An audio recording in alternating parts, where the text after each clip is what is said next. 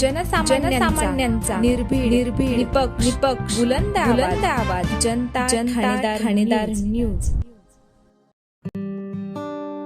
संगमनेर सेवा समितीच्या विजयी उमेदवार डॉक्टर दानिश खान व सौ सरोजिनी संदीप पगडाळ यांच्या विजयाची व मतदारांना भेटून मतदारांचे आभार मानण्यासाठी भव्य मिरवणूक काढण्यात आली।